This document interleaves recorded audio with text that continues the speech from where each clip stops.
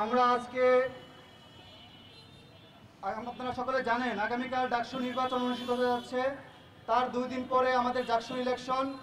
একই সঙ্গে গত কয়েকদিন যাবৎ আওয়ামী লীগের দোসর এবং তার সহযোগী সংগঠন যতগুলো সংগঠন আছে, আওয়ামী লীগ, যুবলীগ, নিষিদ্ধ ছাত্রলীগ থেকে শুরু করে জাতীয় পার্টি থেকে শুরু করে সবগুলো সংগঠন বাংলাদেশ, ঢাকা সহ বিভিন্ন জায়গায় অস্থিতিশীল পরিবেশ তৈরি করার চেষ্টা করেছে সরকার। আমরা দেখেছি আওয়ামী লীগের সময় আমরা যদি 3 জন লোক এক জায়গায় জড়ো হইতাম, সেখানে ডিজিএফআই, এনএসআই থেকে বিভিন্ন লোকজন আমাদের চারপাশে ঘোরাঘুরি করত। আজকে যখন 1000 লোক মসজিদ থেকে বের হয়ে মিছিল করে জয় বাংলার স্লোগান দেয়, বাকশালীদের স্লোগান দেয়, মজিদবাদীদের স্লোগান দেয়, তখন আমাদের পুলিশ প্রশাসন কাউকে রেস্ট করতে পারে না।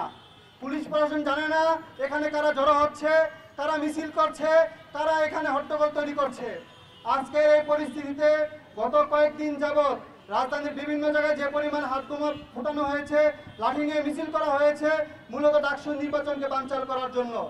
আগামীকাল ডাকসু ইলেকশন, এই ইলেকশনকে কেন্দ্র করে আমরা জানতে পেরেছি আমাদের যারা রেডিও ভিত্তিক সংগঠনগুলো আছে, ছাত্র সংগঠন, তাদের মাদার সংগঠনগুলো আমাদের ক্যাম্পাসের চারপাশে তাদের লোকজন অবস্থান নিয়ে ধরা হবে। আমরা তাদেরকে স্পষ্টভাবে বলে দিতে চাই, যদি আগামীকাল ঢাকা ইউনিভার্সিটির ভিতরে কোনো রকম বিশৃঙ্খলা তৈরি করার চেষ্টা করা হয় কিংবা ক্যাম্পাসের আশেপাশে কেউ জড়ো হয়, তাহলে আমরা সেই জুলাইকে আবার নেমে নিয়ে আসবো শাহবাগে। আমরা লাঠি নিয়ে এখানে অবস্থান করব। আমরা দেখে নিব তারা কারা। যদি আগামীকাল ডাকসু ইলেকশন নিয়ে কোনো রকম বিশৃঙ্খলা তৈরি করার চেষ্টা করা হয়, ঠিক সেভাবে আমরা জুলাই যেভাবে ফ্যাসিস্টকে মোকাবেলা করেছিলাম, ঠিক একইভাবে আমরা তাদেরকে মোকাবেলা করে ছাড়বো ইনশাল্লাহ। আমরা সর্বশেষ একটি বিষয় বলে দিতে চাই, আমরা জানতে পেরেছি ট্রাইব্যুনাল টাকার বিনিময়ে রাজসাক্ষী করার পায়তারা করছে বিভিন্ন সন্ত্রাসীদের। আমরা তাদেরকে বলে দিতে চাই, যদি কোনো রাজনৈতিক দলের নেতা কিংবা প্রশাসনের উচ্চ পর্যায়ের কাউকে রাজসাক্ষী করা হয় টাকার বিনিময়ে, তাহলে আমরা এই আন্তর্জাতিক অপরাধ ট্রাইব্যুনাল এটা আমরা ঘেরাও দিব। আমরা দেখে নিব কিভাবে আপনারা তাদেরকে রাজসাক্ষী বানান। দ্বিতীয় বিষয়, স্বরাষ্ট্র মন্ত্রণালয়কে স্পষ্ট করে বলে দিতে চাই, আপনি যদি ঠিক না হন, আমরা ডাকসু নির্বাচনের কারণে এতদিন কোনো কর্মসূচি দেইনি।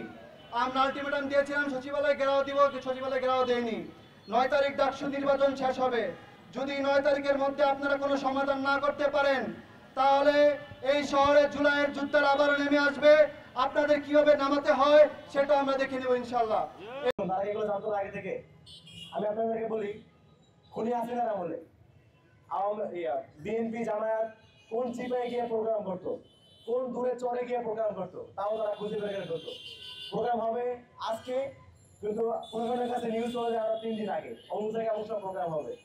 তো সেই একই প্রশাসন এখন কেন আওয়ামী লীগ মিছিল করতেছে, তারা কি জানতো না? তারা কেন দেখাচ্ছে না? এরা মানে হচ্ছে তারা ইচ্ছে করে আওয়ামী লীগকে সুযোগ দিচ্ছে, আওয়ামী লীগকে সংগঠিত করার চেষ্টা করা হচ্ছে। আমরা অনেকবার দেখেছি বিভিন্ন সময়ে নানা নামে নানা ফর্মে রিফর্ম আওয়ামী লীগের একটা মূল আমাদের খাওয়ানোর চেষ্টা করা হয়েছিল। তো সেইটা এখনো চলতেছে। এখানে বিভিন্ন গোষ্ঠীবৃন্দ রয়েছে, উত্তরপাড়া হস্তক্ষেপ আছে। যত যাই হোক, আমাদের কথা হচ্ছে, যেই ছাত্র জনতা জুলাই নামিয়ে এনেছিল, সেই ছাত্র জনতা খুব ভালো করে জানে কিভাবে জুলাইকে টিকিয়ে রাখতে হবে। যে আওয়ামী লীগের কবর বাংলা মাটিতে রচিত হয়ে গিয়েছে, সে আওয়ামী লীগকে আর কোনোভাবেই বাংলা মাটিতে ফিরে যেতে দেওয়া হবে না। যে ফর্মে হোক, যে রিফর্ম হোক, সুশীল হোক, নতুন হোক, যাই হোক, আওয়ামী লীগ কিংবা আওয়ামী লীগের কোনো বি টিম, জাতীয় পার্টি, শাহবাগী টাবাগী যা আছে, কারো খানা বাংলাদেশে হবে না। কথা পরিষ্কার। দ্বিতীয় কথা হচ্ছে, কালকে ডাকসু মানে শুধু ঢাকা বিশ্ববিদ্যালয় না, ডাকসু মানে বাংলাদেশ। যার ফল আপনারা দেখেছেন গত কয়েকটা দিনে নির্বাচন হবে ঢাকা বিশ্ববিদ্যালয়ে। সেখানে ভোট দেওয়ার জন্য ঢাবি শিক্ষার্থীরা বাড়ি বাড়ি গিয়ে ভোট চাচ্ছে বিএনপির নেতারা, জামায়াতের নেতারা। চিন্তা করতে পারেন, ক্যাম্পাসে ভোট হবে, সেখানে দেখা যাচ্ছে সন্ধ্যার পরে বিভিন্ন দলের নেতাকর্মীরা শিক্ষার্থীদের নিয়ে খাওয়াচ্ছে, বিভিন্ন জায়গায় রেস্টুরেন্টে খাওয়াচ্ছে। ছাত্র শিবির তারা হচ্ছে তাদের ফোকাসকে ব্যবহার করে ভোট চাচ্ছে।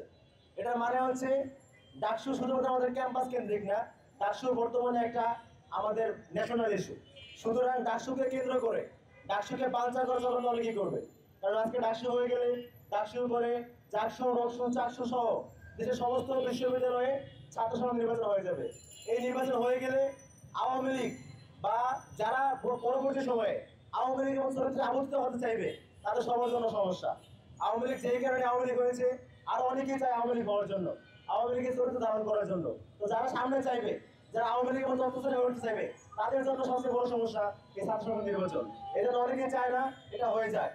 অনেক চক্রান্ত হচ্ছে, 150 চক্রান্ত এখনো হচ্ছে। এখনো পর্যন্ত আজকে কালকে নির্বাচন, আজকে আমাদের ক্যাম্পাসের মধ্যে এখনো বহিরাগতরা ঢুকতেছে, এখন অনেকে পাগল পাগল দেখা যাচ্ছে। তো সবকিছু মিলিয়ে আবার এখানে আওয়ামী লীগের একটা অংশ যারা কিনা হচ্ছে মানে প্রকাশ্যে না, মনে মনে আওয়ামী লীগ, মানে আওয়ামী লীগ আমরা বলতে পারি না, আওয়ামী লীগের এজেন্ডা সার্ভ করার জন্য আছে এখনো ভেতরে। এরকম সুশীল আওয়ামী লীগ, ছাত্রলীগ কিন্তু ক্যাম্পাসে এখনো আছে। তো এই ভেতরের আওয়ামী লীগ এবং বাইরের লুকা গুপ্ত আওয়ামী লীগ, এই সবগুলো সমন্বয়ের চক্রান্ত করা হচ্ছে। আমরা তার বিরুদ্ধে অবস্থান নিচ্ছি এবং স্পষ্ট বলতে চাই, ডাকসু নির্বাচন বানচাল করার জন্য যারাই কাজ করবে তাদের বিরুদ্ধে চলে রুখে দাঁড়াবে।